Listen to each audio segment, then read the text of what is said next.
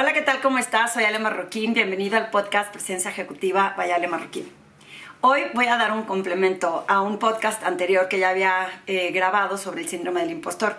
Y ahora, este año, volví a dar otra sesión a un grupo de profesionales, mujeres, en donde creo que valía la pena compartir estos conceptos y las reflexiones, obviamente, que tengo yo relacionadas a este tema.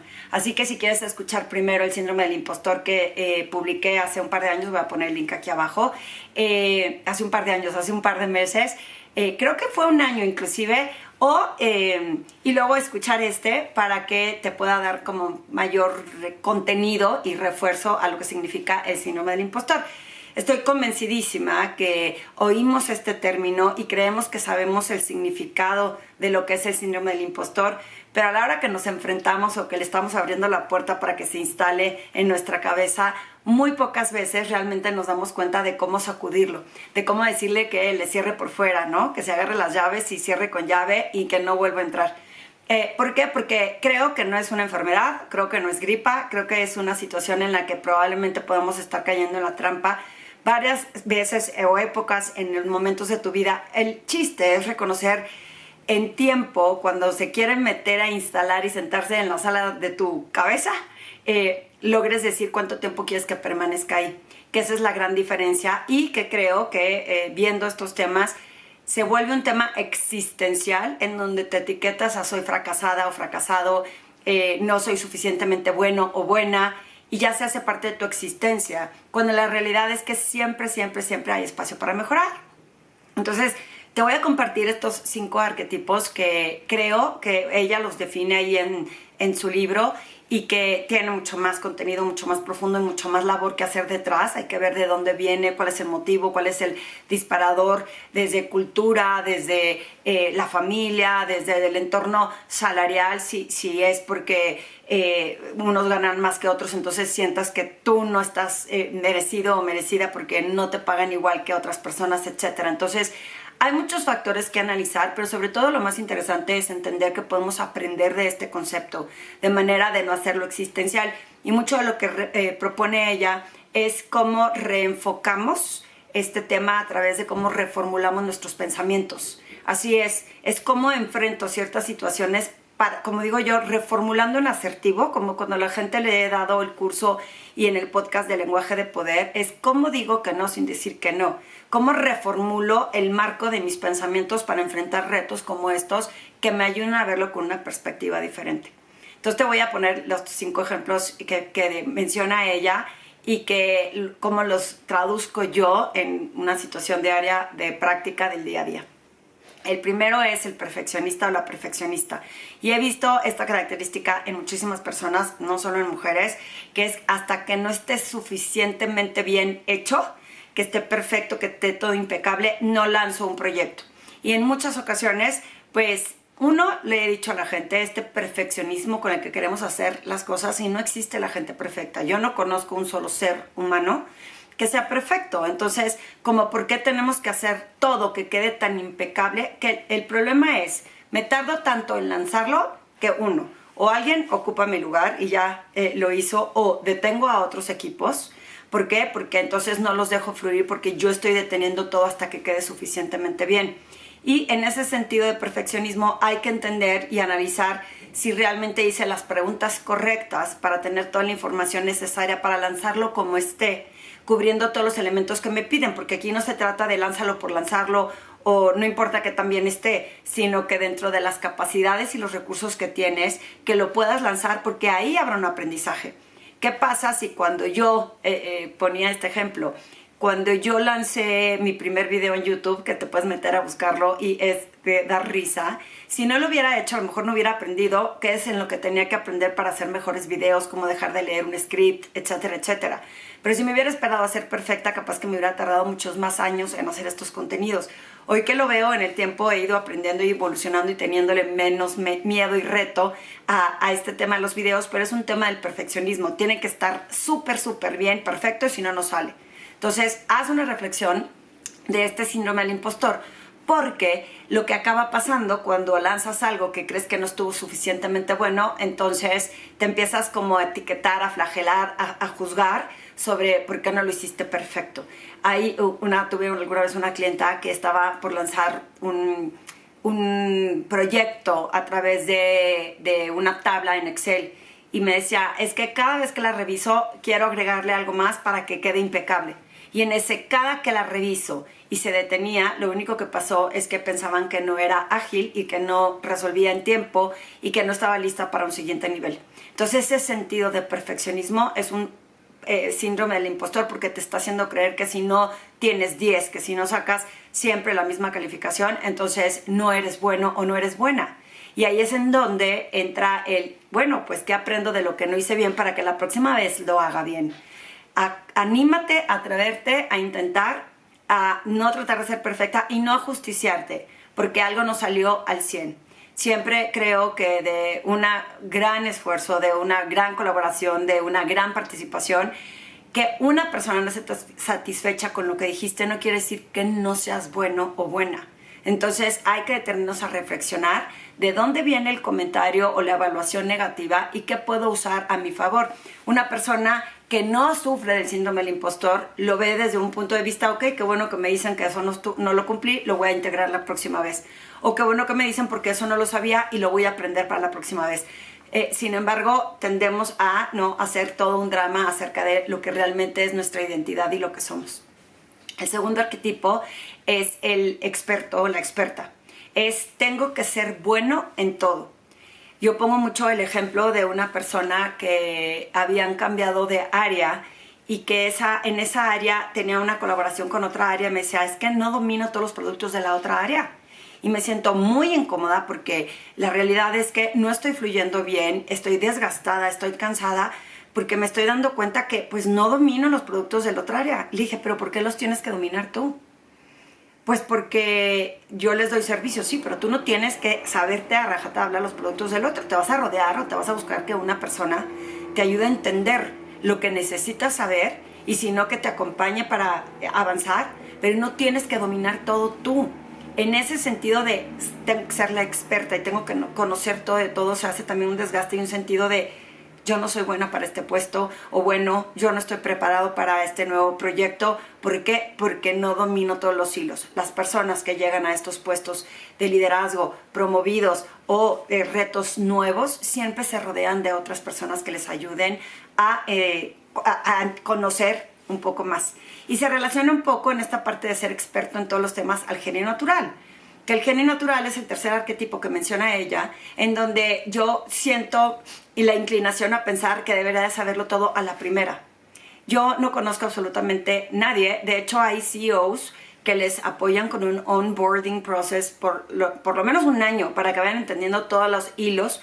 O sea, la capacidad de una persona, un CEO como estos, es de poder dirigir y poder influir, pero no quiere decir que tenga que conocer toda la empresa de pe a pa, sobre todo si viene de otras industrias. Entonces, cuando las personas a la primera no saben algo o piensan que ese talento ya lo tendría que ser como reflejado a la primera, se sienten pues en desconfianza, se sienten en desventaja, en que no son suficientemente buenos o buenas porque no se les dio a la primera. Yo no conozco absolutamente, insisto, a nadie que a la primera se le dé como jugar tenis. A lo mejor tienes flexibilidad y habilidad o es más facilidad para que hagas algunas cosas, pero de eso a pensar que tiene que salirte a la primera es lo que impide que muchas veces pues hagas la práctica. La práctica es lo que da este nivel que luego te lleva a poder ser experto en lo que hagas. Pero si tú sigues pensando que tiene que ser a la primera, vas a estar muy equivocado o equivocada. Y luego viene el que es el individualista, el que piensa que lo tiene que hacer todo solo. Desde nadie lo va a hacer mejor que yo, desde si lo delego y lo hacen mal, pues ya mejor de una vez es más trabajo, mejor lo hago yo, hasta tengo que demostrar que yo soy capaz de cumplir con esto. Y Vivian pone un ejemplo clarísimo de una mujer que estaba tan desgastada por agarrar un proyecto sola y no dormía mañana, tarde, noche. Si te estás sintiendo relacionado o relacionada con esta, te va a hacer sentido. Y de pronto, pues tuvo un tema médico, se tuvo que retirar y asignaron una persona para llevar este proyecto que cuando vio, dijo, no hay manera que yo solo lo pueda cumplir. necesito estos recursos, necesito estirar el tiempo y no tiene nada que ver conmigo y mis talentos, sino que tengo la habilidad de saber cómo pedir los recursos que se necesitan para cumplir algo. Nadie dijo hazlo tú y hazlo solo o hazlo tú y hazlo sola.